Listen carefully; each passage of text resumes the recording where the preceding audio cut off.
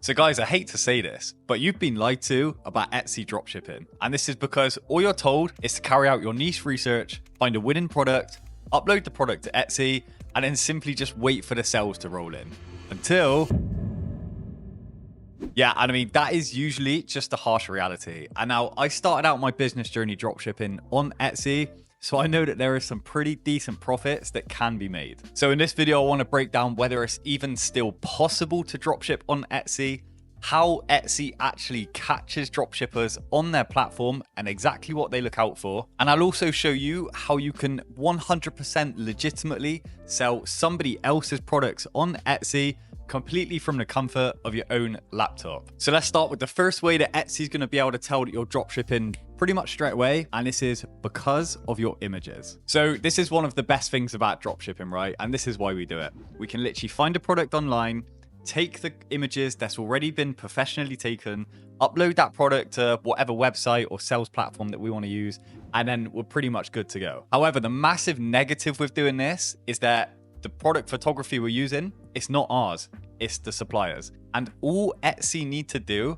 is very simply carry out a quick image search between the images that you're using for your products and scour the rest of the web to try and find the same images. And the image you're using is of course going to match straight up to the supplier's image that's on, say, AliExpress or, DS's or, Alibaba, whatever platform you're actually getting this product from. It's a really easy way for Etsy to know you're dropshipping, and we're going to touch on this in a bit more detail later on. But moving on to the next way that Etsy is going to know you're dropshipping now, and this is of course through customer complaints. So let's face it, if a customer's buying a product from our shop and they think it's delivered from, say, the USA, Europe, UK, whatever, and then they receive a package, say 3 or 4 weeks later, covered in Chinese writing, or that's got any sort of branding on it that is different to the shop they thought they was buying the product from, then this is going to be a major red flag for the customer that's just bought this product. And if anybody's worked with dropshipping companies before, they just seem to love still putting their own invoices or, Chinese writing or some sort of tell on the product or the packaging to tell that it's actually from their company rather than your company, which is just so annoying. Over time, these complaints from customers, they might add up, and this is just going to be a major red flag to Etsy to show that the product you're selling is maybe not quite what it seems, how you're advertising it. And then along the same lines as customer complaints, another way Etsy will be able to tell you're dropshipping is of course from your delivery times. So look, in an ideal world, we would find an amazing supplier that sells an amazing product, and they can get that product to our customers in, say, 24, 48, or 72 hours. But most of the time, even if you're using a supplier that's based in the same country as what you're selling from, it's just not the case. Usually, you're looking at, say, 7, 8, 9 business days delivery window as a best case scenario. And again, on top of this, after a customer has then waited, say, 3 weeks to get a product, and they find out it's got, say, Chinese writing or some sort of packaging from another company or another supplier, it doesn't look the best, and it usually does lead to a lot of complaints. But then look, even if you do get your shop suspended, there is of course always a chance to appeal the suspension and get your shop back. However, this is another thing that might be hard to come by, because one of the main ways that we would be able to get our shop back is by actually providing documentation and evidence to Etsy that the products are indeed not drop shipped, and that we have either had, say, a hand in making the products, or we have had a hand in designing the products ourselves. And of course, this is the thing with drop shipping, right? We don't normally have this information to provide. Well, I mean, so usually we don't, right? But is there some ways around this? Potentially there is.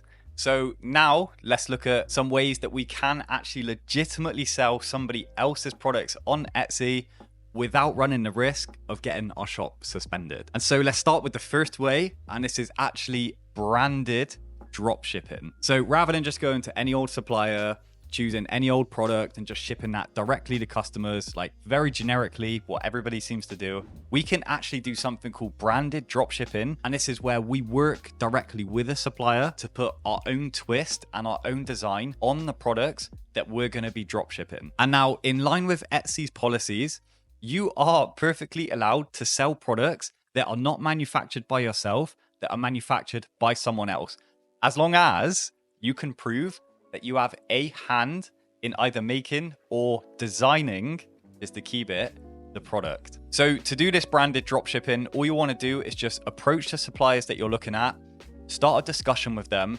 talk to them about how you can put your design onto the product that you're actually looking to sell. And a lot of the time, these dropship suppliers, they're more than happy to do this. As long as it's not like a complete redesign of the product, if it's something they can do easily, then you could definitely have success doing this. And then another way that you can actually legitimately sell somebody else's products on Etsy is to actually dropship another Etsy store's products, but market them better. So if you spend some time on Etsy, you'll probably notice a lot of stores that sell really, really good products. However, they're just not marketed in a very good way at all. Because of this, they're not presented in the best way, and they're certainly not reaching the maximum sales potential of the products that they definitely could be. So this is where we would come in, and we would essentially start a discussion with the store and say that we want to sell their products, and that they would, of course, be keeping 100% of the sell price that they're currently listing and selling the products for. However, we would simply be bringing them a whole load of additional sales traffic. But what we would be doing is marketing them a lot better on our own store. And of course, because they're marketed better and they're getting more eyes and more traffic, we can then sell the product at a higher price, and then we just keep the profit in between. So yeah, if you're more of a creative entrepreneur, this is definitely a great one for you to try. But then moving on to the third method of selling somebody else's products on Etsy. I know that you've heard of it already, and this is going to be through print-on-demand dropshipping. So this is very similar to the standard dropshipping model that you're going to be used to. However, there's just one little difference, and this is that we are actually making our own designs and putting our own designs directly onto the products. Print-on-demand dropshipping, all you do is you find a print-on-demand supplier, you choose a product, say a t-shirt that they sell, for example. It's going to be a white label good. So by this, I literally mean just a plain white t-shirt. You would create a design to put on that t-shirt, upload it to the print-on-demand supplier, and you would then get some super high quality mock-ups of what that t-shirt is going to look like after it's got the design printed on it. You would then market these mock-ups as the product you're selling. And then when you get an order come through from a customer, the print-on-demand supplier will then actually physically print your design onto the product, which they're holding the stock of, and they will then send that product directly to the customer without you holding any stock or touching any inventory in between. But moving on to the next method now, and this is working with a manufacturer and then selling the products through a 3PL. So I actually started my business journey, like I said, on Etsy drop shipping. And then I moved from drop shipping to a business model called 3PL, which is third-party logistics. So what I did then was start working with a manufacturer to actually create a whole load of products. So like a batch of products in my own design. I would then buy these products in bulk and send them over to the UK to my third-party logistics warehouse, where they would then store the products. I'd work with them to create really nice custom packaging.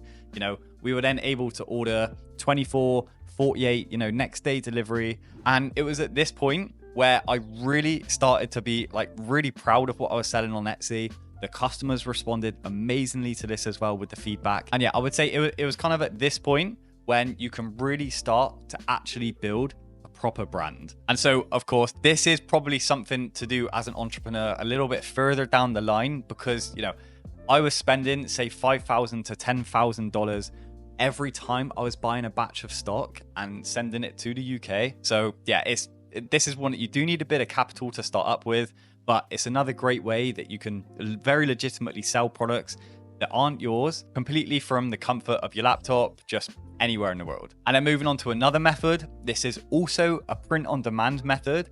However, it's not your standard boring clothing or anything using Printify or Printful. This is actually looking for much more bespoke print-on-demand suppliers, selling things like, metal signs or print-on-demand custom jewelry. So there's plenty of these suppliers out there, and it really gives you a chance to sell sometimes a lot more higher profit product on Etsy that's a lot more unique than what every other print-on-demand dropship seller is doing. And guys, I can say the more that I've been researching this business model in particular, especially for this video, I think there's a lot of potential in it. And, you know, I love doing these challenges where we say, start a brand new store, see the results in 30 days, 60 days, share all my results with you. And I'm really considering also doing one for these much more unique print-on-demand products. So if this is something you want to see, then yeah, just feel free to hit the subscribe button so that you don't miss the episode and you can kind of follow the journey along. And then I do want to say as well, guys, if you yourself either have an Etsy business or any of these business models I've talked about today really interests you, and you know you want to work with somebody that's got some good experience on Etsy, that's kind of made all of the mistakes so that you don't have to, then something I love to do is one-to-one private coaching, working directly with you. So I've seen some really good results so far with the clients I've been working with. And yeah, if you think you're someone that would get value, you know, working one-to-one with someone that's just at the other end of a call or a text and kind of gives some actual proven structure to your business journey, then yeah, I'll leave a link in the video description. Feel free to book in a free consultation call. We'll see if we're a good fit to work together. But otherwise, I want to say best of luck with your Etsy journey.